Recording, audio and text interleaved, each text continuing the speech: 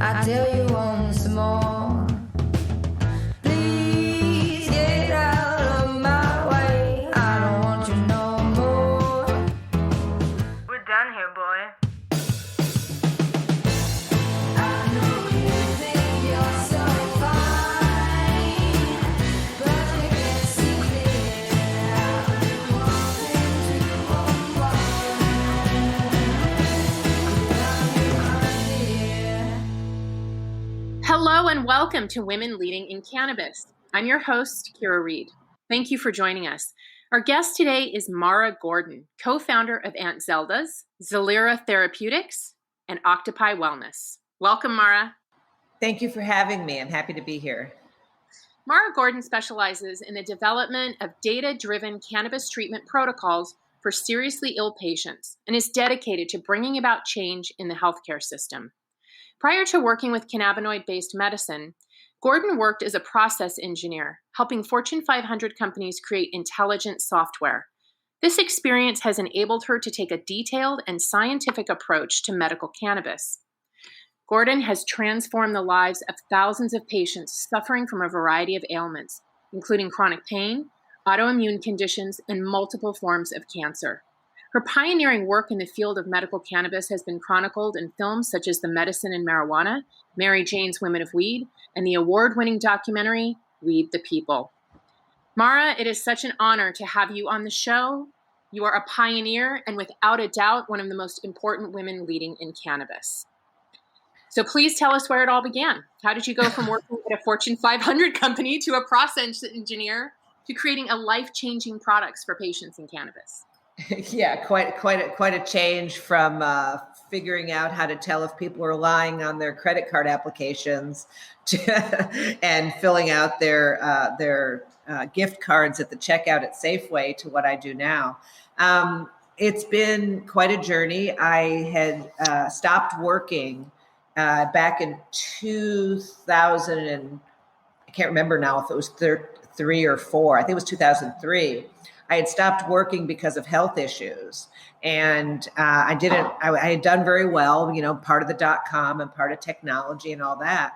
And it just didn't make any sense to be, forcing myself to be suffering every day.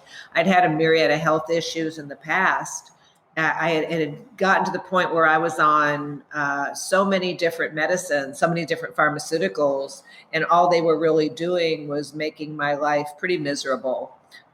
They were, the way that they're designed, they treat one thing and then you have the side effects. You have to take something else to deal with that, and on and on and on.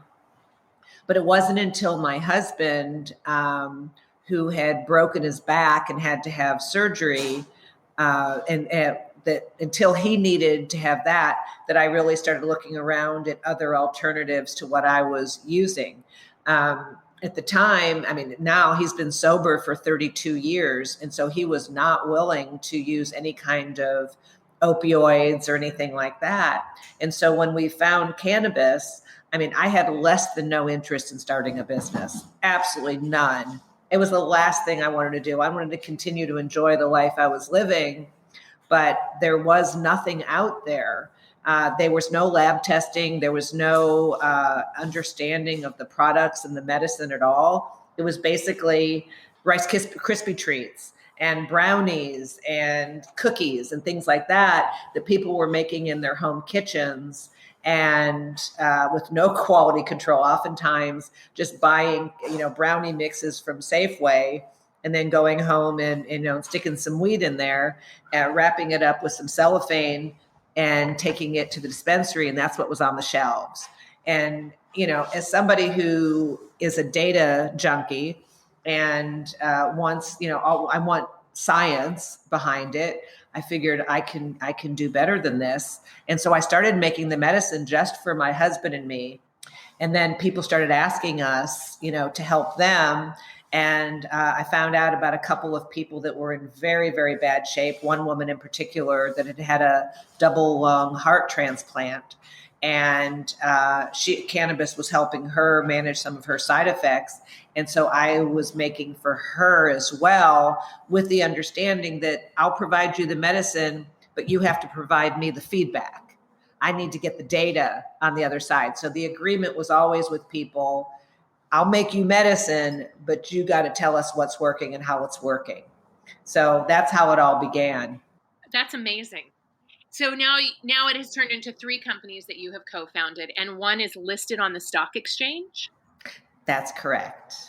What was that process like? So you go from I am no interest whatsoever in starting a company to 3 cannabis companies and one on the stock exchange. That's incredible. Well, it's been an interesting decade, I'll tell you that. I started other companies as well, and then dissolved them as necessary. For example, I had one, Calla Spring Wellness, which was a medical practice that I started because I recognized that we needed doctors and nurses to be recommending cannabis properly to patients. And the only way they could do that is if they had data and if they had education, but they are not allowed to actually work for a company that touches the plant. So I started a company that doesn't touch the plant, trained them, started, letting them use the software platform to treat patients. And then once we had that up and going, said, I don't need to do that anymore. So got rid of that piece of it.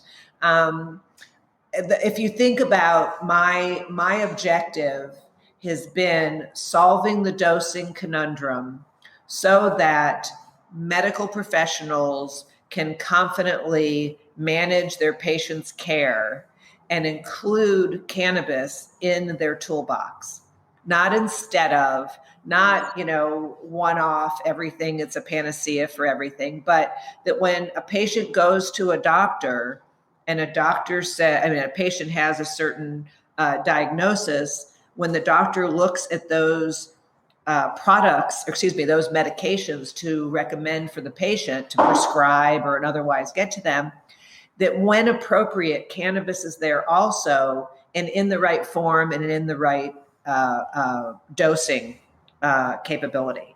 So each of the companies that I created were a different piece of the puzzle on solving that. Aunt Zelda's was the medicine, or is the medicine that we've been treating people with, and having the feedback loop on what's working, what's not, how much. And we're doing this with objective data as well as subjective, looking at, scans and blood work and various scales that the medical community uses. CDR Med was the software platform that I initially created internally for our medical practice to be able to manage this. And then Aunt Zelda's, because we were lab testing all these years, we started lab testing in the beginning of 2011. We knew what was in it. We were able to measure very specifically what they were using and how they were using it. So that is the one that that was just an internal platform that I built within Aunt Zelda's. That's what Octopi Wellness has now broken off as its own company to be allowing more and more doctors to be able to use our system. I think we're going to be rolling out to the next 100 doctors the end of April.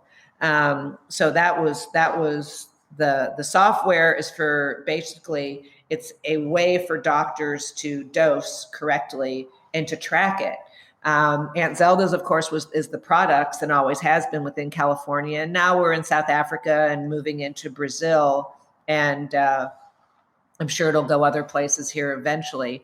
And then in order to have physicians, to go back to this original thing, in order to have physicians be willing to recommend cannabis, we had to destigmatize it, but we also had to validate it, which meant that we were going to have to be able to do preclinical and clinical trials, which are very expensive, and create a very specific set of skills that are required to do that. And Zelda Therapeutics, which has now become Zalira, we merged with Alira Healthcare end of 2019 and became Zalira. That's the part of what we do that validates through preclinical and clinical trials, so that the products coming out of there have actual science and heft behind them. Wow, I don't even know where to begin with how amazing all of that is, especially Octopi Wellness. So you're saying that you've created a platform that doctors are going to be able to use in a hospital type setting, in a clinic setting, that will show them what dosing to give their patients of cannabis and THC, CBD for each ailment that they want to prescribe it for, in addition to their other medications. Correct. Correct. It, Wow. it gives them a starting point for a therapeutic dose for treating based upon the data that we've collected and the algorithms that we've created behind that. And then if to have a doctor be able to feel comfortable doing that and saying, okay, here are, like, for example, somebody has, ERPR positive breast cancer and they're starting chemotherapy. To be able to say, and the patient wants to, needs help with, let's say, alleviating the side effects of the chemotherapy. They're very nauseated and they're having trouble sleeping and bone ache. And these are the things that the patient needs help with. The physician will be able to say, okay, you've treated, 550 women that had this same in between these age groups. So this is a good starting point, and it'll show them what that good starting point is with that patient. Because, all medicine is bespoke medicine. It's not unique to cannabis. It's just not unique to it. So we built it in such a way that a physician can feel comfortable having the starting point. What that is going to do for normalization and destigmatization is, it's kind of blowing my mind listening to you talking about this. We fight so much on the outside trying to change people's perceptions, but when you can actually give doctors tools that make sense in their world and patients can receive it in that setting, wow. That's amazing. That is amazing. Yeah, I appreciate that. I mean, I actually I've had like insurance companies reach out to me and want to talk about, workman's comp, getting people off the opioid crisis, getting people back to work. And this is something where these doctors can use it to potentially manage. I mean, there's all sorts of different opportunities to really change but it seems like people have said to me more than once, like, how can you possibly be doing so many different things and running so many companies? And it's like, you don't get it. Each one of these is a piece in one puzzle, and that's it. Yeah. Mm-hmm. So working with patients, I imagine that you are really looking forward to the day when everyone has access, regardless of where they live, because of legalization coming. What are you really excited about in that realm, and what are you really concerned about when it comes to patient access in the world of legalization? Well, boy, how many hours do we have? So, on the what I'm excited about is I'm excited about how the laws are shifting around the country and around the world on the view of cannabis. And I think that, it's kind of been one hand washing the other on other plant medicines and, things like psilocybin and psychedelics and all those. I think the fact that those are becoming more normalized has made cannabis seem almost tame. So, I mean, it's not one or the other. We need both.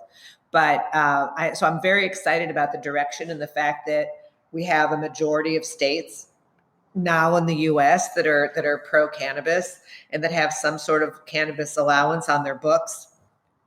What I'm very, very, very unhappy about is the way that CBD is being carved out as if it's not part of the plant and treated as a separate thing so that people can access through the farm bill. Now, in some cases, I've gotten pushback from patients that have said, I said something recently in an interview about how I really feel like the hemp industry has done a terrible disservice to patients. And I got pushback from a woman in Indiana that said, yeah, that's all I have access to, and it really helps me. And I was like, great, that's fantastic. I'm glad that you're getting relief. That's just wonderful.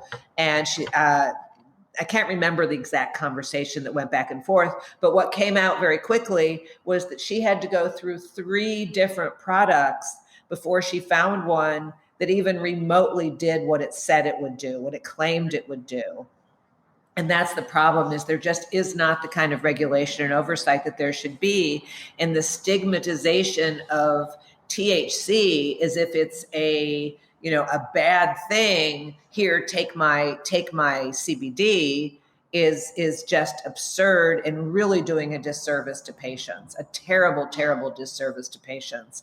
I have a tremendous number of people that we have helped that would not have gotten any kind of results if CBD, for example, and hemp CBD as an isolate had been the only thing they had access to.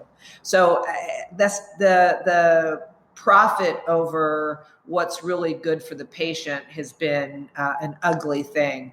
I think that when in California, when Prop 64 passed, they confused the legal market of THC and CBD and hemp and cannabis. They confused that somehow with what the definition of recreational and the definition of medical. It became more about what license did you do your product under, instead of like, which license do you have at your dispensary or your manufacturing plant, instead of what is the intention of the patient and how they're using it. And that should be what determines whether something is medical or adult use products. Well, that's the move we've seen in the EU, right, to pharmaceuticalize CBD.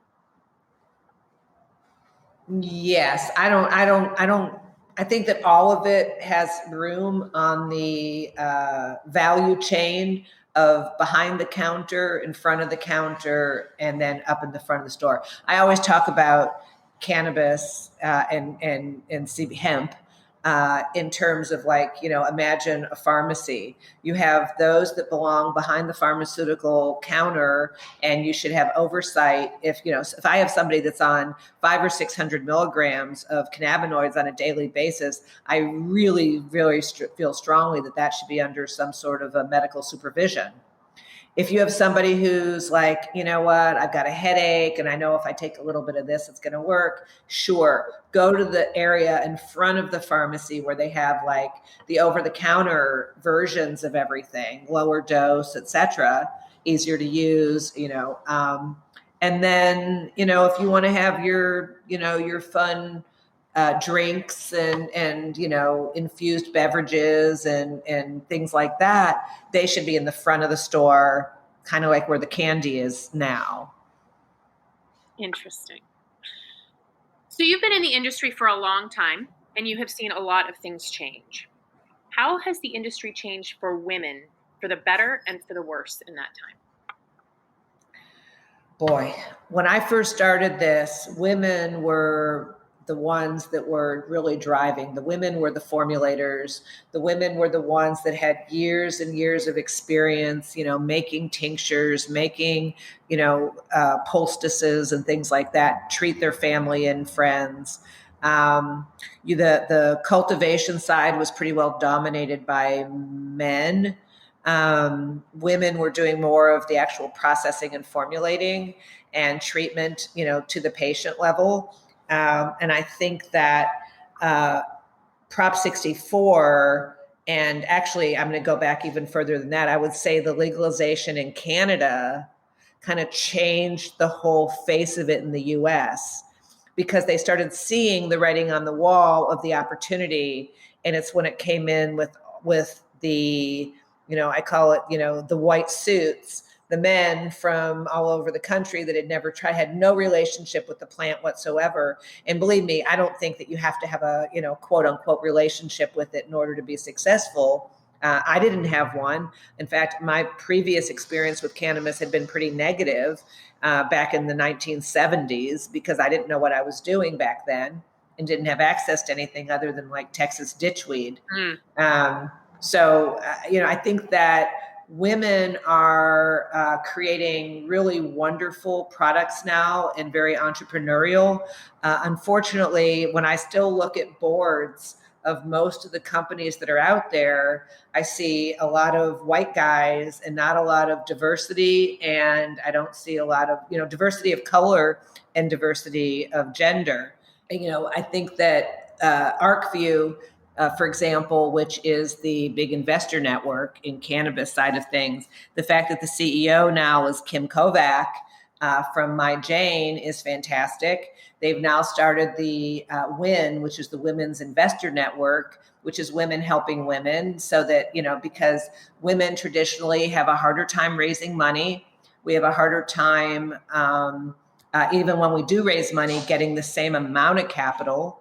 And so I do a lot of mentoring in the industry. In fact, I just got off a call with another woman who has a beauty line, and there were some things that she was doing that I thought that maybe by some helpful hints. So we had a call so I could, help her on that. I just think that women are joining forces more, but it's still kind of quaint. It's still like you don't see the female-run multi-state operators. You don't see that sort of thing. So there's a lot of room to improve what's going on for women now. And I just think that, I came from an industry that was male-dominated before this. So that wasn't, I was already used to being the minority in the room. And having to have a loud, powerful voice in order to be heard. And so I think that I when I watch these panels at events, and they'll be like the women's panel, I just like, no, we don't need a women's panel. That's like, oh, all the men do all the serious stuff, and then we're going to throw a token women's panel together. And women go up at the end of their sentences like they're asking permission instead of being strong. I mean, I just think that women need more coaching and mentoring around business and how to be powerful. And our culture and our society just doesn't teach that, or doesn't teach it very well.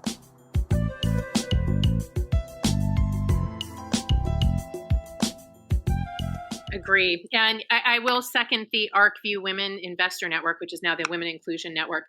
Women Empowered in Cannabis has actually partnered with them, and the two organizations together, we're going to be producing content and events to help women actually, get the access to funding, hopefully. But, we're really more focused on how do we take down those bricks in that wall so that we no longer have to be asking white men, can you validate my company and give me money and let me succeed? Yes. I'm so glad you're going to be doing that, Kyra. I'm founder member of that organization, though I've never asked them for any money. I'm always free to help anybody that needs some input or help. Thank you, Mara. That's great to know. Of course. So you've built 3 companies. How have you built your companies to be inclusive and diverse? Are there extra policies or actions you've taken to ensure that women and other marginalized groups are included? That is a question that I grapple with on a regular basis. I do not think that you would ask that question very much if you looked at Zelira's board. We have a African-American chairman of the board, an African-American CEO. We have a woman director of operations. We have, it's a pretty diverse, and I'm very, very proud of that. At Aunt Zelda's, we have, it's like 50-50 men and women.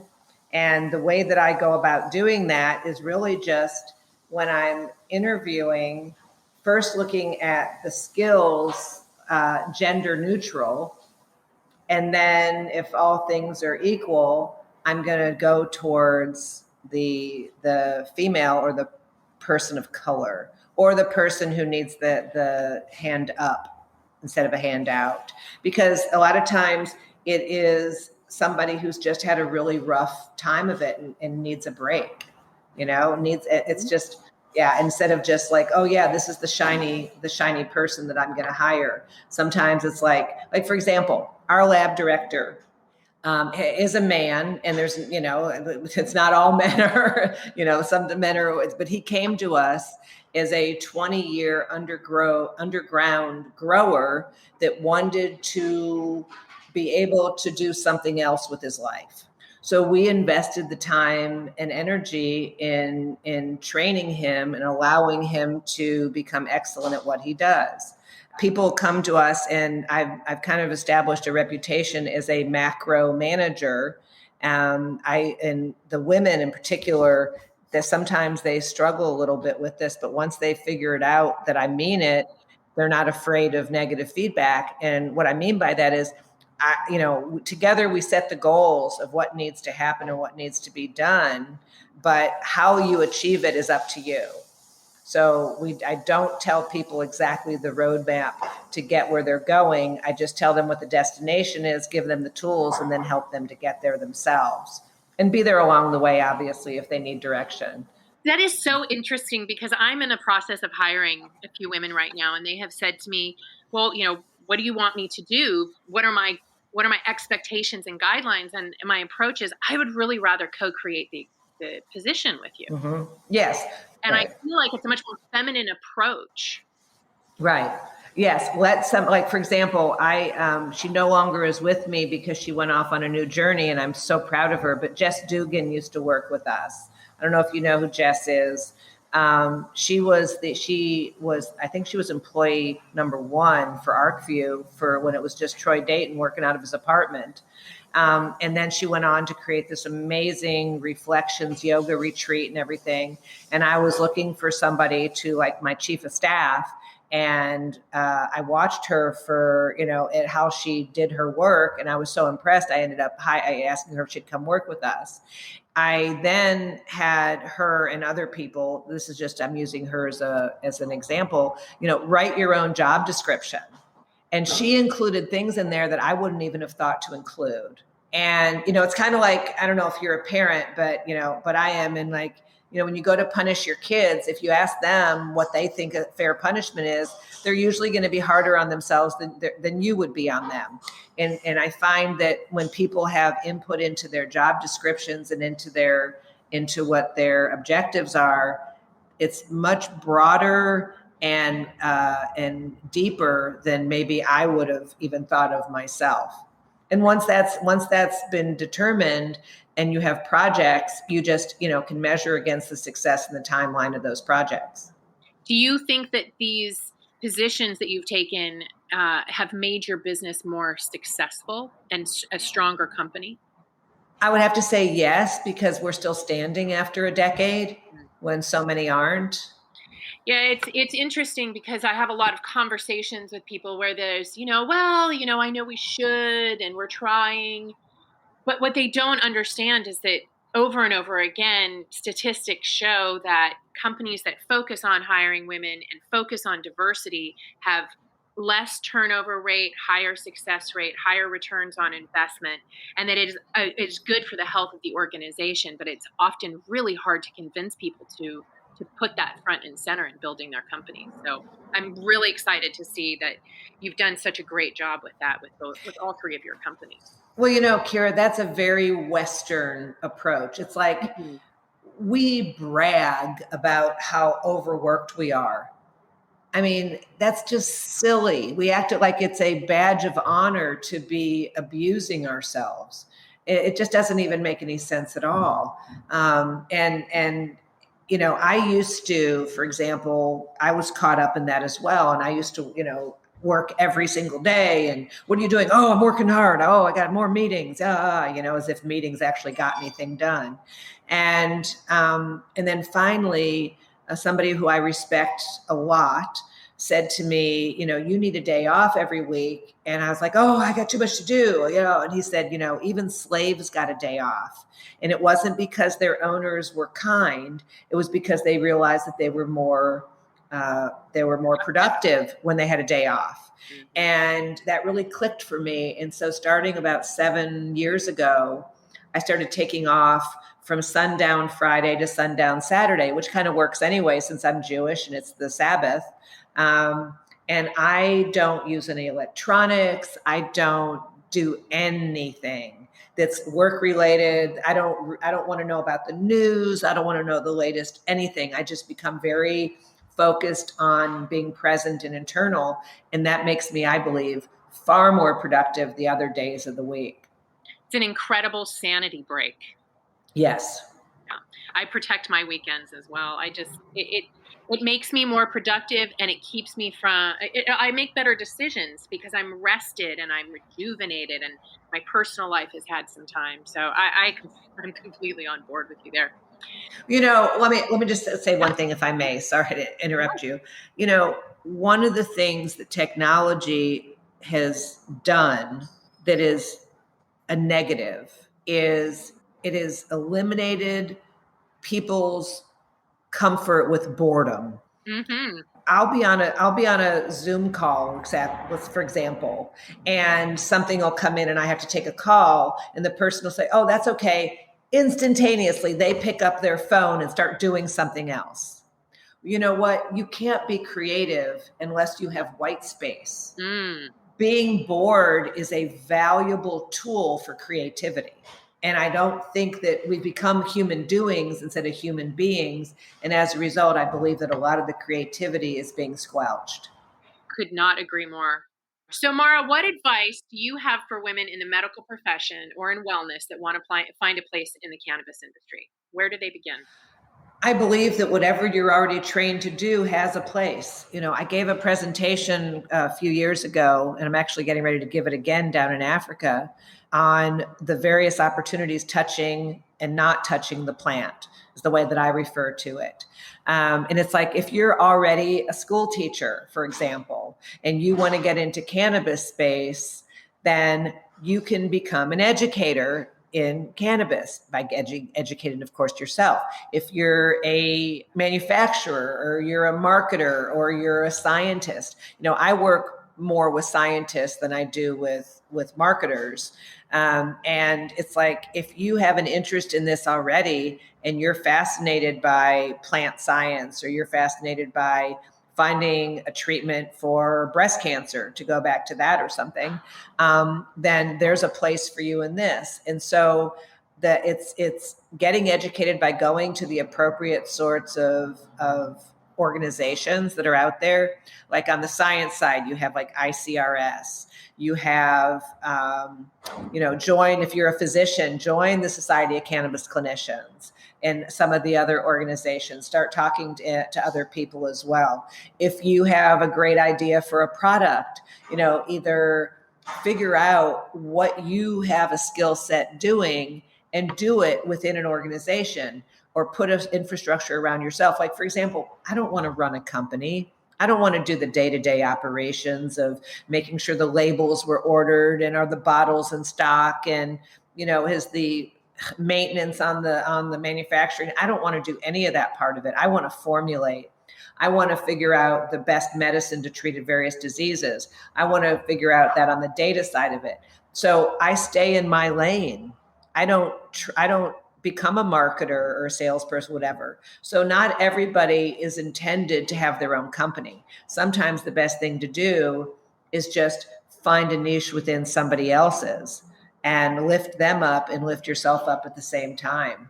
I feel like that's a problem that we're having in the social equity programs as well, where they're trying to make people into entrepreneurs that maybe would just be better off being given a education and a good solid job with future growth possibilities. That's a really interesting point because there is such a trap in that social equity play because you end up with people who are deserving of the opportunity but don't have the skills, and it makes them so incredibly vulnerable to being preyed upon. 100%. And you end up with either the token woman or the token, ex-prisoner or token person of color, whatever it is, that's the face of it. And then you dig a little deeper and it's all a bunch of white guys. behind the. So like, for example, I was on a call yesterday with somebody and she wanted to pick my brain on some things. And she started talking about all these other companies and what a great job they were doing. Well, the first thing I did is I went to their websites, to the About Us.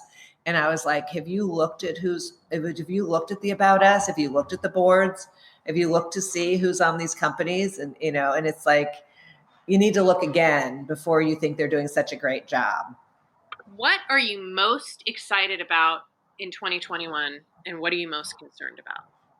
Well, from a selfish standpoint, I'm so excited about getting Occupy Wellness out there in a big way. I think it's going to be transformative for medicine. We have all sorts of things, plans for, release 3.0, 4.0, 5.0, etc. The reason it's called Octopi Wellness is the octopi. I mean, I got different 8 verticals for it to go into, all within medicine, of course, all with the same goal, but different groups that'll be able to utilize the data to help be transformative. So that's where so much of my passion is. I'm also very excited about some of the new products that Aunt Zelda's that I'm working on, because, we have to make sure that if a physician, for example, recommends a transdermal patch, I'm just throwing that out there, that to a patient, that there's a transdermal patch that's high quality and appropriate available for them, because otherwise we're going to fall into the trap of making recommendations for things that people can't access.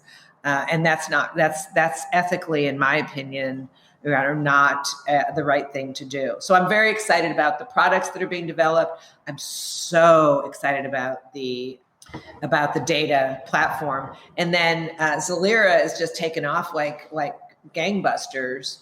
And I'm excited to see what happens with that. I'm not involved in the day-to-day of that anymore at all. So I'm more arm's length, but I'm very excited. And then I guess one other thing is I'm a director of North Bay Credit Union. And I've been on the board there for about 3.5 years now. And I don't usually like hyperbole at all, but I believe I was the first person in the United States to own a cannabis business and sit on a bank board. And I'm very excited. When we first started, we were giving out 10 cannabis accounts, I should say to MRBs, marijuana-related businesses, which is the vernacular in the banking industry.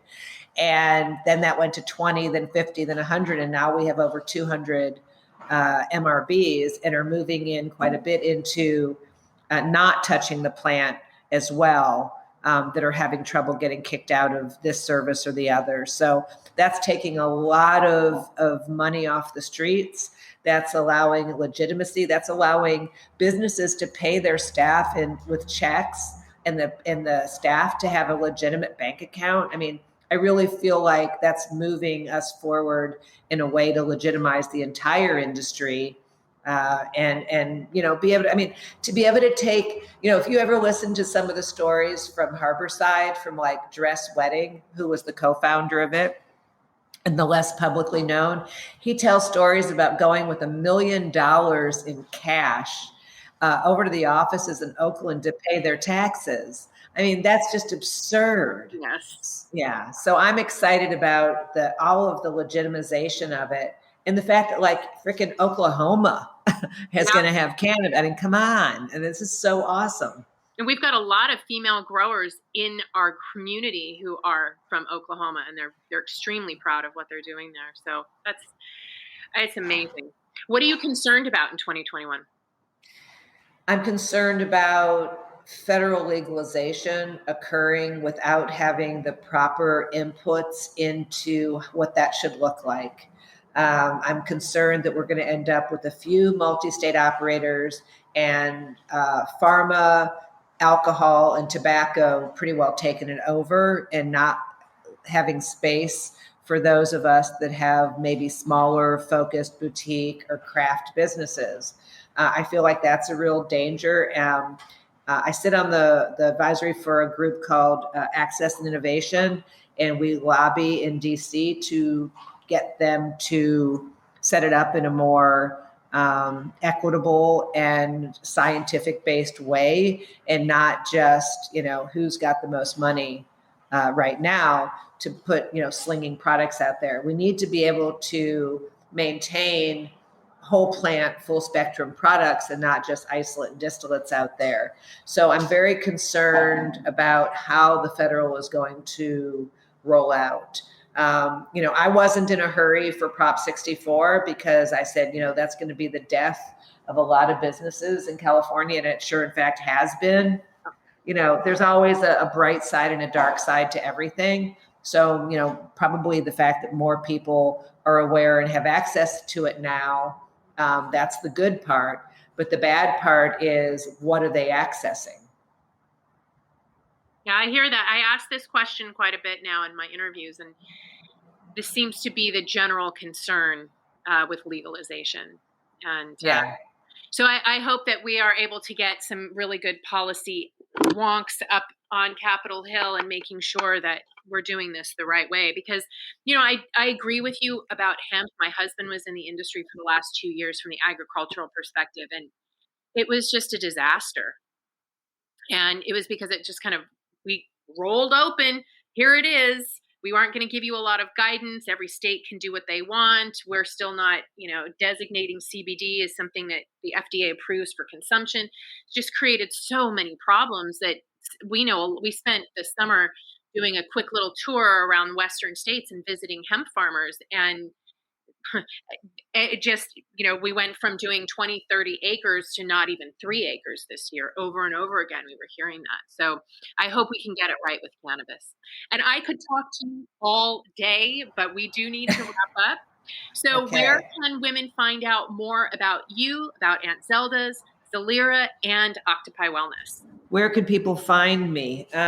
You can always go to YouTube and watch my TED Talk there on separating the science from the hype.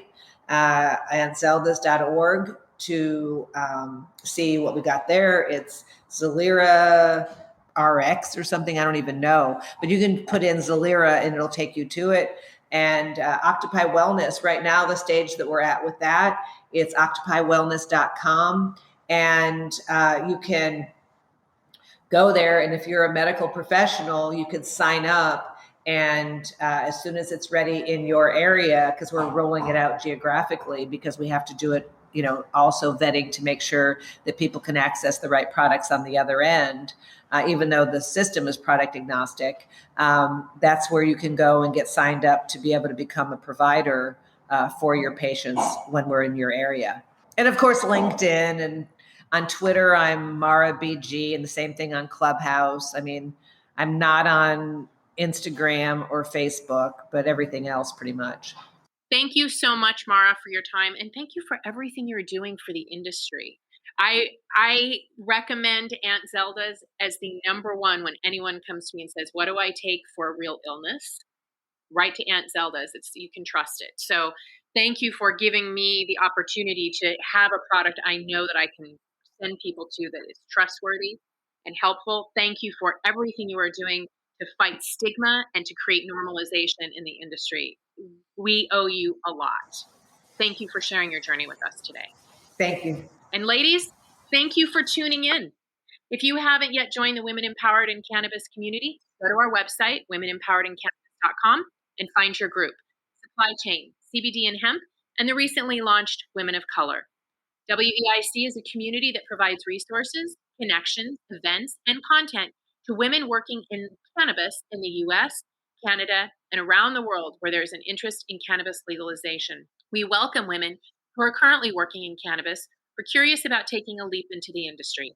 Consider becoming a supporting member or supporting business for benefits and access across the network. And join us next week for another conversation with women leading in cannabis.